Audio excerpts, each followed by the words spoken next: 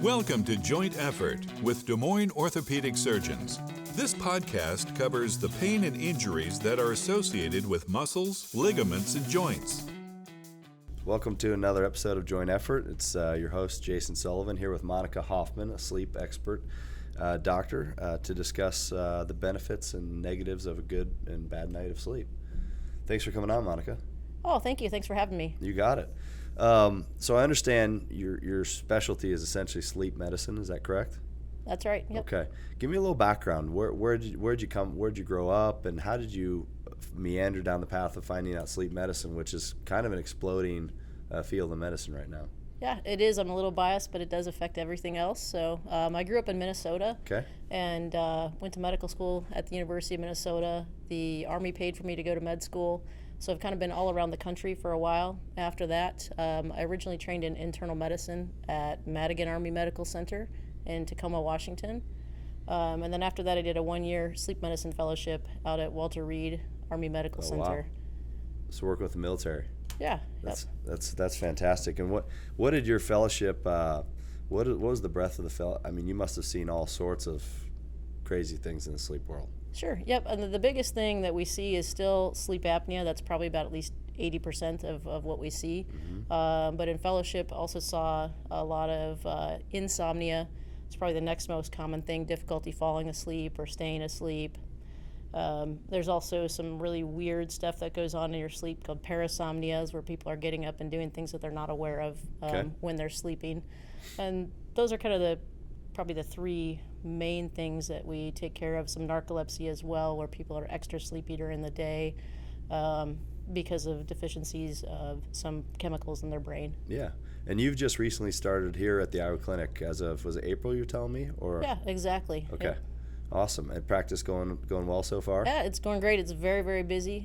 Seen a lot of variety of things, mostly sleep apnea, but a lot of other really interesting things as well. And been able to work with a lot of great providers over there. That's awesome. That's a good problem to have starting out busy. Sure, yep. Obviously, there's a need for you. So, yeah. All right, let's get into it. So, most people hear about sleep and they think boring, and you're in college, all your friends say you can sleep when you're dead, or Yep. crazy stuff like that, right? But Yeah. I think we understand that to live a full, healthy life, sleep is probably one of the most important things you can do well at least. Sure, yep, and sleep is always kind of the first thing to go when you're busy and there's other things going on. Everyone's like, yep, I can sleep a little bit less, I can stay up later, I can get up early and get this done. And in the short term, people are able to do that with fewer effects, bad effects, but if it happens over the long term, not sleeping enough can cause a lot of problems. Tell me a little bit about sleep in its basic stages, and kind of characterize it for me. What is sleep to you? Sure. So it's kind of a different state of awareness. You're a little bit less aware of the environment that's going around. The consciousness is different. The way that we measure it in sleep medicine is mostly by looking at brain waves, doing an EEG. And there are various stages of sleep that happen, and people go through different stages throughout the night. Start out usually in a lighter stage of sleep. It's called non-REM stage 1. Sometimes people don't even quite realize they've fallen asleep when that happens, if you're really drowsy. Is that what, like, if someone wakes you up really quickly and they say, yeah, you're snoring, you're like, well, yeah, I wasn't even asleep. Yep, exactly. That's NREM 1. Yep, usually. Okay. Yep. Okay. Yeah. And then from there, go into stage 2 sleep, which is a little bit deeper, more restorative sleep. And then usually next into stage NREM 3 sleep, which is a very deep stage of sleep.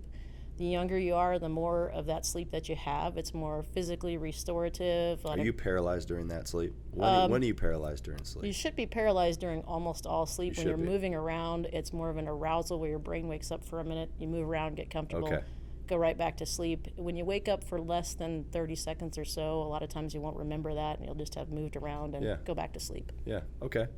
So then from NREM 3, then you go into, is there 4, or do you go into REM sleep? Nope, it's REM sleep. REM sleep. Yeah. Okay. And that's where you dream typically? Most of the time, yeah. Okay. And now is it common for people to have multiple cycles of that throughout the night, like 2 or 3 or 4, or does everyone have the same amount, or how does that work? Oh, sure. Good question. And you're exactly right. You have multiple cycles of that throughout the night. Usually between like 3 and 4 most of the time.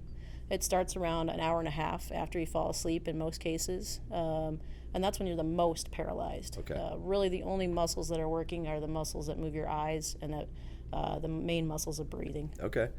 So if we were in a dark room and there's no light to wake us and there's no alarm clock, when would the human being wake up? At what part of the cycle would they actually wake up and feel rested? Most people need about 7 to 9 hours of sleep per night. Okay. We all also have a circadian rhythm that's very much affected by light, but if you put a whole bunch of people in a cave and let them go for a few days to see kind of how long that cycle is, it's actually just a little over 24 hours. Okay. So it's much easier to stay up late and sleep in than it is to get up early for most people. That's why getting up early, no one Yep. loves getting up early. Yep, most people don't. So. Okay, all right. So when someone tells you, hey, I only need 5.5 hours of sleep, if they tell you that and they're clicking along fine, they look healthy, I mean, is that believable, or is there something that they're missing out on, that could get them in the long run? Like there's seemingly some convincing evidence that maybe Alzheimer's may be a higher risk of not sleeping, cardiovascular disease and things like that. Is that accurate, or are some people able to get away with just 5.5 hours? It's kind of like a bell curve of sleep.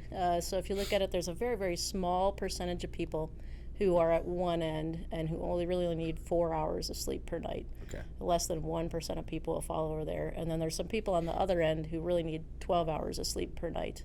Same thing, like less than 1%. Most people will need 7 to 8. Mm-hmm. So if you see somebody who says, yep, I get by on 5.5, 6 hours of sleep per night, most of the time they're doing something to help themselves stay awake, drinking some coffee, or they're at least a little bit sleepy. But there are some small percentage of people out there who are super amazing and can run on 4 hours just of sleep like incredible Olympic athletes. Maybe some people are Olympic sleepers and they just exactly. Yeah. Is there a difference in your mind between quality and quantity of sleep, or do they go hand in hand? I mean, can you get really good 5 or 6 hours of sleep versus poor 9 to 10 hours, and is there a preference towards one or the other? That does make a little bit of a difference. I don't know if there's a huge preference. I think the preference would be to get that good 7 to 9 hours, because even if you're not feeling like that's a perfect night of sleep, at least it gives your body the opportunity to get the sleep it needs, and we're pretty good at regulating what type we need and at catching up when we've been sleep deprived and things like that. Yeah, okay. So ultimately, if you, let's say, like in med school back in the day, you're studying for a test and you cut short like 3 or 4 or 5 days in a row, could leading up to that, can you bank hours of sleep where they'll help you out? Or can you catch up by sleeping more afterwards, or is it just kind of a one-time event, and if you lost it forever? And how does that work? You can for sure catch up afterwards. Sleep stages actually change a little bit when we're catching up to get that good quality sleep in. Mm-hmm. The banking is a little more controversial. Some people think you can do a little bit of that, but I think in general that's more of people who were originally sleep deprived trying to concentrate on banking sleep and actually catching up for that previous sleep deprivation. Got it. So you don't buy, it sounds like you don't buy the whole like, hey, I slept 10 hours or leading up to a day where I'm going to pull an all-nighter. That's not really going to help you too much. I don't think that it does. No. Okay. Yeah. All right. Fair enough. And I'm guessing those all-nighters we all pulled in med school were not a good thing. Probably not. Okay. I think if you actually look at it, the cognitive performance is a lot worse if you don't get probably at least 6 hours of sleep the night before.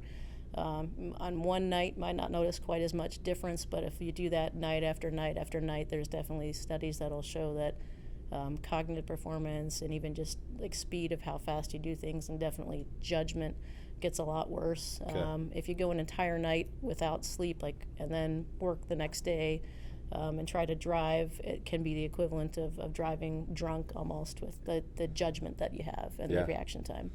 That's crazy. And someone was telling, I forgot where I was hearing this, but driving sleep deprived is actually more dangerous than driving drunk, because you essentially fall asleep at the wheel and you're going 70 miles an hour versus your reactions being a little bit slower. I don't know if that's accurate or not, but it's a pretty dangerous thing to drive home. Yeah, it's definitely a dangerous thing. I don't know if you could make like the direct comparison, but it takes about 4 seconds of falling asleep at highway speeds to get completely off the road. Mm-hmm. And that's short enough time that if you're really sleep deprived and you're just going into that stage 1 sleep a little drowsy, not even realizing you're asleep, it can be very dangerous. Yeah, absolutely. Yeah.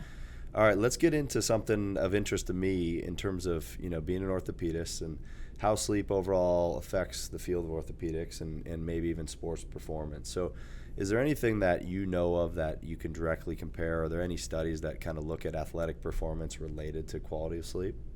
Or is that too general of even a question? Is it just a yes, it matters and it helps quality? I think it definitely really does matter, and there are some studies out there that have looked at that. The hard part is none of them are great studies. It's smaller groups of people. There's a little bit of stuff that people tried to do with mice and things like that.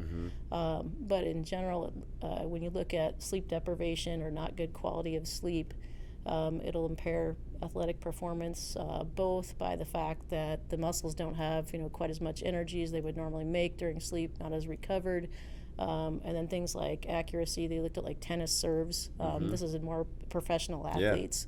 The accuracy of the serve goes down if they're not getting a good quality night's sleep, or if they get less than 5 hours of sleep. Other things that happen, they look at like football teams who've had to go to the opposite sides of the country. And if they're off that circadian rhythm, they tend to lose more often than not. No kidding. Yeah. So that's probably why, the away team, and maybe it's not so much, maybe the crowd matters, but maybe it's the traveling 3 time zones that people are overlooking to be a bigger deal. Sure, it's at least a component of it, or I something think, to for consider. Sure. Yeah. So ultimately, if you had to, which night of sleep leading up to a test or an athletic pursuit matters the least? I mean, is it like the night before? Everyone has with anxiety of things, right? You tend to sleep poorly. So like, are you totally? Is it worthless even showing up? Or if you've logged 5 straight good nights of sleep and you don't sleep the night before something, are you still okay? Do you know, like, what I'm trying to ask? Is it day 2 or 3 before an event that matters more than the night before, or has that ever been studied? That's a good question. I haven't seen anything about that in particular being studied. Theoretically, the studies they did do really looked at the day or 2 after sleep deprivation, so it's a pretty recent effect, and you can see the effects after just 1 night, and they get worse the poorer the nights of sleep that you have. And that gets back to a little bit, I guess, of that banking sleep, where if you have enough sleep and good quality beforehand, not over banking, like you can't get too much, but if you have at least enough, it may mitigate those effects a little bit. Yeah, absolutely. So how about in regards to recovering from surgery? Clearly there's an insult to the body, there's an incision to heal, there's a wound to heal. Sometimes we're putting grafts in things for orthopedic surgery. We're trying to get cartilage to repair. Any evidence as to how to treat perisurgical patients? Because that's always something they complain about to me, is like, hey, I can't sleep after surgery. I can't sleep in a sling. I can't. And so we're always trying to figure out, like, how do we make this better for them?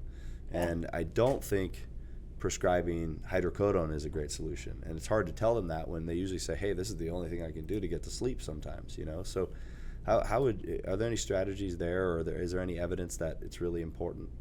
Yeah, absolutely. It's and physical discomfort does definitely make it hard to sleep, but getting natural sleep, or at least as much as you can, is still better than any kind of like augmented sleep. Hydrocodone or any opioid pain medication can disrupt breathing during sleep. The sleep that you do get is not going to be as good of a quality normal sleep as you would get without taking the hydrocodone. So although you might not have as much pain, that sleep component isn't going to be what it normally will it would actually be. Affect your NREM and your REM cycles? I don't know if it specifically affects the staging, but it does. But just the way you breathe in general. Yep, the way you breathe in general and the amount of muscle relaxation you get. It's going to change that enough that the quality's not going to be as good as it normally would be. One thing that's been looked at that does seem to help quite a bit is something like melatonin. That's more of a natural chemical that's already in your body, and it can help patients sleep a lot better and have a normal sleep cycle, recovering from surgery or even just on a daily, nightly basis. And that melatonin will help with induction of sleep, essentially. That's the biggest thing. Yep. Get it started, and then from there the body typically Sure. Yep. takes it where it needs to go. Okay. So melatonin's a relatively safe sleep aid then. Yep. We're not, we haven't started prescribing that for patients, but I've always wondered if there was ever some medical recommendation that would come out for post-surgical patients that was, something better than an opioid, Oh, sure. I think that'd be a good thing to try. And if someone could do more research on it, that may definitely be helpful as well. But it's such an easy thing to give the patients and so safe that I think it's definitely would be helpful. Yeah. In terms of ultimately like sleep apnea, so we have a lot of patients that need a preoperative physical and stuff, and then they come back with, hey, this patient needs a sleep study before they go to surgery. Can you explain the reason that might be necessary? Sure. Yep, and there's a lot of research behind if you have sleep apnea and it's not treated, the outcomes of surgery are going to be worse. So what sleep apnea is instead of an open air passage from your nose and your mouth down into your lungs, if you have sleep apnea, when you fall asleep, that air passage collapses on itself and not enough air is getting in or out, and that can cause oxygen levels to drop. And that drop in oxygen levels is going to make it harder for your body to recover from surgery or from any type of injury. So treating sleep apnea is definitely important. We mostly get a lot of bariatric surgery patients, but also for some ortho surgeries as well, to look for sleep apnea. It's the only way to tell if you have it is really just to do a sleep study. Will patients with sleep apnea, will they know, like, will they not sleep as well, or will they sleep relatively normal but just feel not rested in the morning? Yep. How does And that it's work? kind of a big spectrum of what type of symptoms that you get for sleep apnea. Some patients have insomnia and feel like they're just not sleeping through the night very well, whereas others say, I sleep through the night, I can sleep anywhere, anytime, no matter what. I sleep during the day, and they're just feeling really sleepy. Most patients will have at least a symptom of snoring at a minimum. Okay. And how will you treat them? Most patients, they get a CPAP machine, or That's the best treatment out there. Okay. There are alternatives, though, but CPAP's the one that's been studied the most, especially as far as surgery. If you're going to use that before and after surgery to help is breathing. there any type of mouth guard that can bring the jaw forward and prevent that collapse that works? Yep, or? there is, and there's a lot of dentists in the local area who make those. There's American Academy of Dental Sleep Medicine. Do those have a chance of working? They do for mild to moderate sleep apnea. They can work pretty well. It's important if you get one of those to do a sleep test after it's made to make sure it works well. Oh, that makes sense. Yeah. Okay. So you see a lot of patients, obviously, for sleep apnea. And let's say 100 patients come to see you for it, you get the sleep test. What percent of them have sleep apnea? Is it pretty high when they're getting sent to you that they have sleep apnea? I'd say it's probably at least 75%. Okay. Some of them come in with more of an insomnia picture, and that might be a little bit less. But Are they being? I'm sorry to interrupt go you. Are ahead. they being hooked up with electrodes and things like that around the head, or how does that work for a sleep So study? it just depends on kind of what type of other illnesses that the person has. Yeah. If they're otherwise pretty healthy, we can usually do a home sleep test. And those, there's a bunch of different kits that you could use for those, but they're very minimal as far as the amount of sensors that the patient has to have attached to them. They wear it overnight and bring it back the next day. And we can tell most patients if they have sleep apnea. But those who have like significant heart or lung disease, in that case, we've got to bring them into the sleep lab, and you do get hooked up to a lot of sensors kind of all over, and we say, go ahead, fall asleep. Yeah. Has that ever been an issue, or like, how can I, it's not normal, to fall asleep in someone else's place or lab where you're being watched and stuff. It happens, not a lot, but enough, and I think the sleep techs are pretty experienced with helping out through that. They help get them there somehow eventually. Okay. Ultimately, talk about this concept of a night owl versus an early bird. So you kind of hinted that the circadian rhythm the cycle is longer than 24 hours. Is there such a thing, though, as some people like to stay up late and sleep late versus some people like to go to bed early and get up early? Is that actually like a genetic, like an imprinted thing? It is. There's a little bit of a genetic component to that for sure. It mostly has to do with when your body starts to produce melatonin. That tells your brain, your body, it's time to go to sleep. But there are definitely people out there who are more morning people, and there's people out there who are more night people. And I think that's super interesting. I do see it fairly often in the sleep clinic. A lot more of the delayed sleep phase where people like to stay up late than I see of the advanced sleep phase where people like to get up early in the morning. That also varies a little bit with age. Like teenagers, much more characteristic to have a delayed sleep phase, whereas elderly people more characteristic to have advanced. All right, so you kind of hinted on something here, and it a little off topic, but are we doing our kids a disservice by going to school at 7 or 8 in the morning? I think the American Academy of Sleep Medicine recommendation is high school starts at like 8:30 in the morning, and that'll allow most people most of the teenagers through to get young sleep. adulthood, they tend to sleep later into the morning, and they tend to go to bed later too. Correct? Yep, and it's really, really difficult to stop. You got to get off the phone, turn the lights off, and have a very strict sleep schedule. Why is that? Is that just biology, or has cell phone usage and gaming and stuff contribute to this? It contributes a little bit. If you're somebody who never has a problem falling asleep or staying asleep, you can probably relatively safely use electronics at night. But for anybody who's trying to get up a lot earlier than they normally would, that light at nighttime is a really, really powerful stimulus to say, stay awake. It's still daytime. It'll push you even farther, even later. Is it any light, or is it the blue light from the phone that is worse than the sunset in the evening or something like that? The blue light's a little bit worse. Okay. Yep. So, and that will keep you more alert, not wanting to go to sleep. Right. Yep. Okay. So people that are on their phone up until the very last second, and then they're like, hey, it takes me an hour to fall asleep. I mean, do you sometimes say, what if we put that phone down an hour earlier? I see it in an Iowa nice way, but it works out. Yep. It's like they come to their own conclusion, Sure. in front of you, and you kind of just lead them down there. Yep. Okay.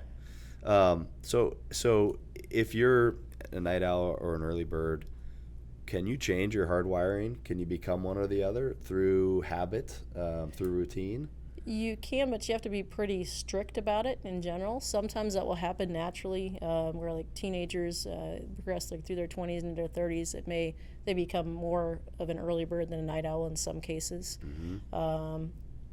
But otherwise, you have to be pretty strict about always get up at around the same time every morning. And there's a whole complex kind of things that we look at to pick really directed interventions for the specific patient, because you've got to be careful about when you get that light in the morning, because sometimes you can make things worse depending on when you get that. But it's just definitely a really strict sleep-wake schedule is going to be required to change that. Okay.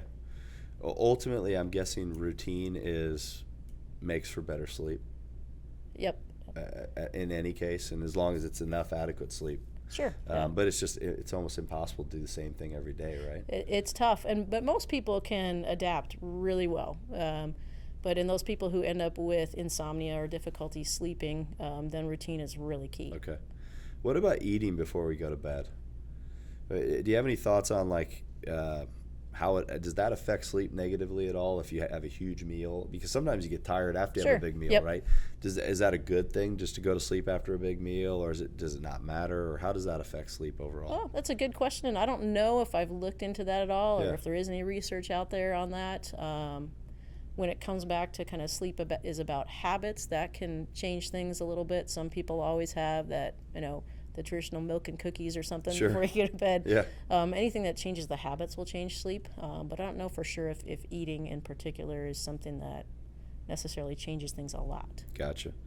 And then a little bit off topic, but in terms of like thermoregulation, controlling the temperature of your environment, is there merit to some of these sleep aids where like your mattress is a certain temperature to start the night, and then it changes to be, because we have to be a little bit cooler than our normal body temp during the day to get to sleep and stay asleep? Is that right? It helps. Yep. That's why it's hard to sleep when you have no air conditioning in the summer. Yeah. Is there some merit to those things that we know of yet? I mean, have you heard any good results from people? Yeah, I think there is. In general, people sleep better when they're cooler. Their environment is cooler. There's even a device that actually was studied and FDA approved that cools off your forehead to help you sleep. So there's a lot to be said for a very comfortable sleep environment, and in general, a cooler sleep environment is, not cold, but cooler is generally better. Mm-hmm. In the field of orthopedics, a lot of things are starting to go more outpatient. 30 years ago, an ACL, someone stayed in the hospital for 5 days, and now they go home the same day. We're now doing at DMOS outpatient total joints, where patients who are optimized and don't have sleep apnea, don't have all these other risk factors, but can have a surgery same day and go home. I don't know that anyone studied this, but I guess my thought process would almost be that if they're healthy enough to go home, get back in their routine, everyone knows you get a little better sleep in your own bed than in a hospital bed. Sure. And when nurses have to check your vitals every 4 hours or 8 hours or whatever, I think we've started to talk to patients about, hey, the value of sleep with recovery and getting back into a routine. And so I don't know if that'll ever be studied, but I'd be curious to see if something comes down the line in regards to, if they did 100 joints in the hospital and 100 as an outpatient with the same characteristics, I wonder how they would do overall in terms of coping with pain and recovery, and maybe they do the same, but it'd be an interesting study to set up. I think that would be super interesting, and in general, sleep that we get in the hospital is not great. We don't do it. Before I did 100% sleep medicine like I'm doing now, I also did some hospital medicine, and we really don't let patients get very good sleep in the hospital with, like you said, checking their vitals and things like that. And we don't know what stage of sleep they're in when we're waking them up. We're interrupting their sleep. Particularly that stage 3 sleep, you get growth hormone, you get a lot of that regenerative, restorative sleep from a musculoskeletal standpoint, and really need to get better amounts of that, better quality of that sleep, and you can do that better at home. Yeah. Leave us with this. Give the audience, a couple things where, check off, like a checklist before you go to sleep every night, or what can you do to improve your sleep hygiene if you're struggling with any sort of regularity of sleep. Yep. And a couple of the big things that I tell a lot of patients, they're kind of generalities, but one of the number one things is just have a really good sleep routine, especially the time that you get up in the morning. Even on the weekends when a lot of people want to sleep in, it helps to stay within about an hour of that same time to wake up. The other thing is that most people do need that 7 to 9 hours of sleep per night, at least that 7. If you're getting less than that, a lot of times, even though you feel like you're doing okay, you could do a lot better getting up to that 7 hours of sleep. And the other thing is just to have a good quality sleep environment. And if you are having any difficulty with sleep, to definitely talk with your family doctor about that and try to find out if there's anything else that you can get done to help your sleep. And if you're having snoring or, potentially apneic episodes, seeing someone like you would be the right thing to do, right? Sure. Yep. Yeah, definitely. We can do really quick home sleep test in most cases and find out if the person's got sleep apnea, and in the long run, that may help health quite a bit. That's fantastic. Thank you so much for coming on. This is very interesting. Yeah, thank you. Thanks for having me. I really appreciate it. It's been really interesting. You got it. Thank you. Yeah. Thanks for listening to Joint Effort, a podcast from Des Moines Orthopedic Surgeons. If you have questions about this podcast and wish to schedule an appointment with the surgeon, call 515-224-1414 or visit dmos.com.